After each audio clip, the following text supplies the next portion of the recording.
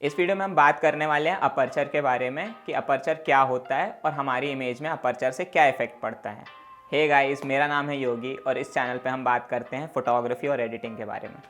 तो अपर्चर के बारे में जानने से पहले ये जानना आपके लिए ज़रूरी है कि एक्चुअल में तस्वीर बनती कैसे। तो जब भी हम एक फ़ोटो लेते हैं तो जो भी हमारा सब्जेक्ट है जिसकी हम फ़ोटो ले रहे हैं, तो एक लाइट सोर्स, अब वो नेचुरल सोर्स भी हो सकता है जैसे सनलाइट या कोई भी अदर सोर्स, या फिर आप एक एक्सटर्नल लाइट का सोर्स भी यूज़ कर सकते हैं। तो जब उससे लाइट सब्जेक्ट के ऊपर पड़ती है तो वो लाइट रिफ्लेक्ट होकर हमारे कैमरे के अंदर जाती है, जिसका यूज़ करके कैमरा हमें एक डिजिटल फॉर्म में फ़ोटो देता है। तो ये एक बेसिक कॉन्सेप्ट था कि हमारी फ़ोटो बनती कैसे है। अब हम लोग बात करते हैं कि अपर्चर क्या होता है। अपर्चर बेसिकली एक लेंस की ओपनिंग होती है जिससे हम कंट्रोल करते हैं कि हमारे कैमरे के अंदर कितनी लाइट जाए। अगर हम अपने अपर्चर को ज़्यादा ओपन कर देंगे तो अपर्चर के अंदर ज़्यादा लाइट जाएगी और कैमरे के अंदर ज़्यादा लाइट जाने की वजह से हमारी फ़ोटो ज़्यादा ब्राइट दिखेगी या ओवर एक्सपोज दिखेगी। वहीं अगर हम अपर्चर को छोटा कर देंगे तो हमारी लाइट उसमें कम जाएगी और कैमरे में कम लाइट जाने की वजह से हमारी फ़ोटो डार्क दिखेगी या अंडर एक्सपोज दिखेगी। तो हम अपर्चर के थ्रू ये चीज़ कंट्रोल कर सकते हैं कि हमारी कैमरे में बैलेंस्ड लाइट कैसे जाए।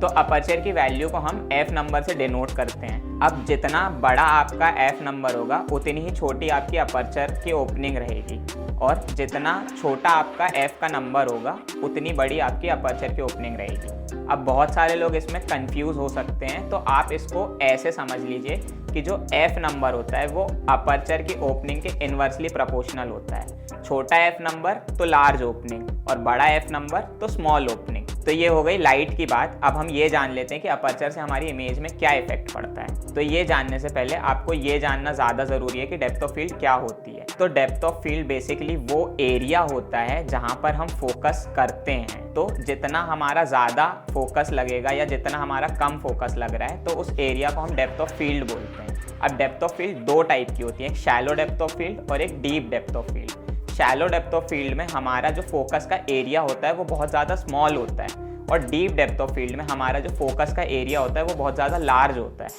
तो ये हम कंट्रोल कर सकते हैं हमारे अपर्चर के थ्रू। अपर्चर का जो हमारा F नंबर है वो अगर हम स्मॉल रख रहे हैं या हमारी अपर्चर की ओपनिंग लार्ज है तो वो हमको उतनी ही ज़्यादा शैलो डेप्थ ऑफ फील्ड देगा। मतलब अगर हम हमारे सब्जेक्ट पे फोकस कर रहे हैं और अगर हम शैलो डेप्थ ऑफ फील्ड का यूज़ कर रहे हैं तो हमको फोरग्राउंड भी ब्लर मिलेगा प्लस हमें बैकग्राउंड भी ब्लर मिलेगा। वहीं अगर हम किसी ग्रुप का फोटो ले रहे हैं या किसी लैंडस्केप का पिक्चर ले रहे हैं तो हमें वहाँ पर डीप डेप्थ ऑफ फील्ड का यूज़ करना पड़ेगा, क्योंकि हम चाहते हैं कि हमारी सारी चीज़ें फोकस में लग जाए, ना कि कोई एक चीज़ पे फोकस और बाकी सारी चीज़ें ब्लर हो जाएं। मैंने ये बहुत ही ज़्यादा बेसिक वे में समझाने की कोशिश की है।